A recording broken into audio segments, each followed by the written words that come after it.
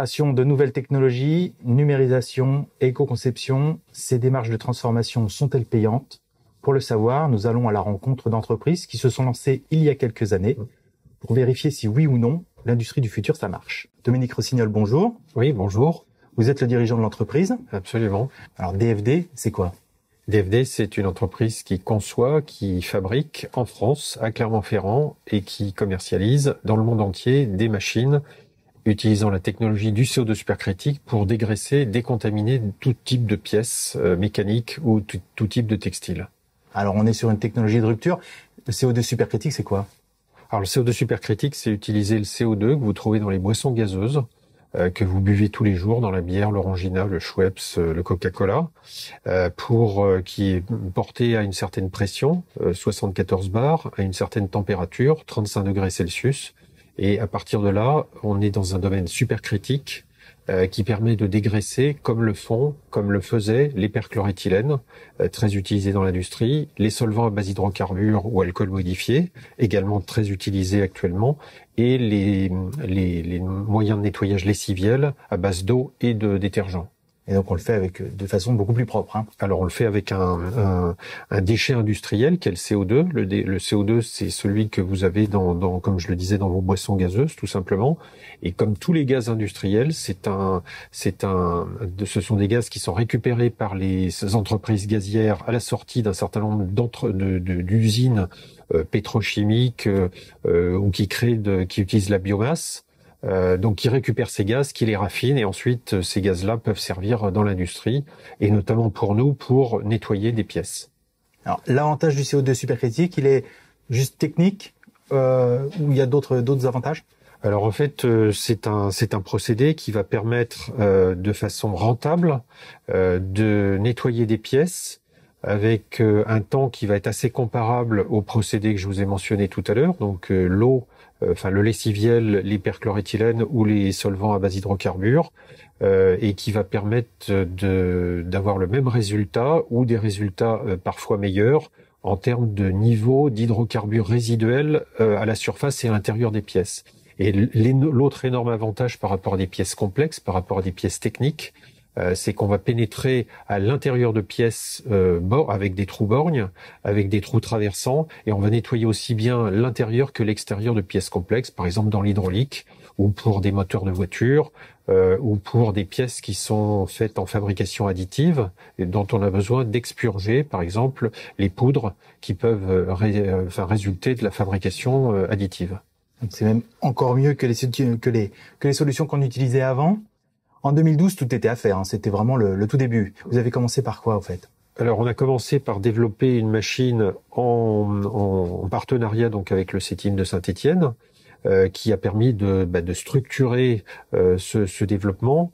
Donc, au bout de 2 ans et demi, 3 ans, on a sorti notre première machine, une machine qui fonctionne jusqu'à 150 bars de pression et qui nous a permis de commencer à convaincre un certain nombre d'industriels de l'intérêt de nettoyer leurs pièces ou de les décontaminer par CO2 supercritique. À l'époque, vous avez bénéficié du programme CD2 Pro. Oui. Ça vous a apporté quoi? Alors ça nous a apporté une forte structuration puisqu'on avait des ingénieurs du CETIM qui ont participé, qui ont structuré le projet pendant les 2 ans et demi à peu près qui nous ont accompagnés. Et puis il y a eu aussi très important, une éco-conception qui a été faite à l'époque. Alors sur le moment, ça nous a pas servi immédiatement, mais ça nous sert maintenant puisque de plus en plus nos clients nous demandent quelle est l'empreinte carbone laissée par notre procédé en comparaison des procédés classiques de nettoyage. À l'époque, à la fin de CD2 Pro, voilà ce que vous disiez sur la valeur ajoutée du programme. La valeur ajoutée, elle est évidente. C'est-à-dire que sinon, de toute façon, on ne le ferait pas. C'est aussi simple que ça. On ne pourrait pas le financer quand on est une jeune entreprise innovante. Et puis, de toute façon, on ne l'organiserait pas parce que ça ne serait pas organisable, tout simplement. Vous le pensez toujours? Oui, absolument. C'était indispensable. Et puis, le CETIM de Saint-Étienne, donc l'équipe du CETIM de Saint-Étienne, a apporté à la fois sa connaissance des procédés classiques de nettoyage, mais apporter aussi la structuration de ce développement. Et puis encore une fois, j'insiste sur l'aspect éco-conception, analyse du cycle de vie, qui n'a pas été utile tout de suite parce que les industriels ne le demandaient pas il y a encore 4-5 ans en arrière. Et maintenant, de plus en plus, que ce soit en France ou à l'étranger, on nous demande une analyse du cycle de vie. Et donc, on a fait appel d'ailleurs aux personnes qui ont travaillé sur le sujet, qui avaient rendu leur dossier, je crois, en 2016-2017. Pour pouvoir répondre tout simplement aux demandes des industriels français et étrangers. Du coup, on a traduit en anglais l'ensemble du document qui avait été fait à l'époque. On en a expurgé un certain nombre d'éléments qui étaient moins utiles, puisque ça concernait 2 machines. Une machine qui avait été faite il y a une dizaine d'années en arrière, et notre nouvelle machine qui a été mise en service en 2015. Alors, votre première machine, elle a permis de montrer que la technologie fonctionne sur des pièces industrielles, sur des pièces d'industriels de la région. Vous en êtes où maintenant? Maintenant, on espère que cette machine va faire des petits. Donc, on a 2 exemples de machines fonctionnant maintenant dans l'industrie mécanique. Une chez un petit décolleteur, une chez un très grand industriel très connu. Et en fait, là où on a percé plus particulièrement, c'est dans le nettoyage et la décontamination de pièces implantables dans l'homme. Donc, en fait, on s'adresse au medtech. Donc, ce sont des pièces métalliques, des pièces polymériques qui ont été auparavant usinées, que l'industriel qui fabrique ces dispositifs médicaux a besoin de renettoyer dans sa salle blanche avant de faire un certain nombre de traitements dessus, avant de les emballer et ensuite de les envoyer en stérilisation.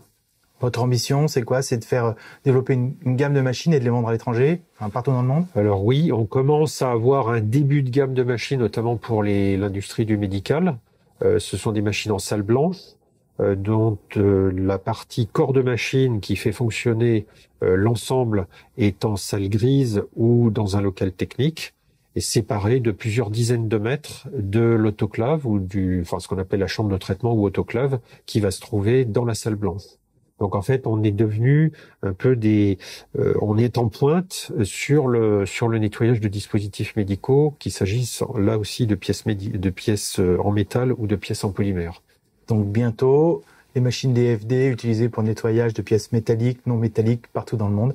Merci beaucoup, Dominique Rossignol. Je vous en prie, merci.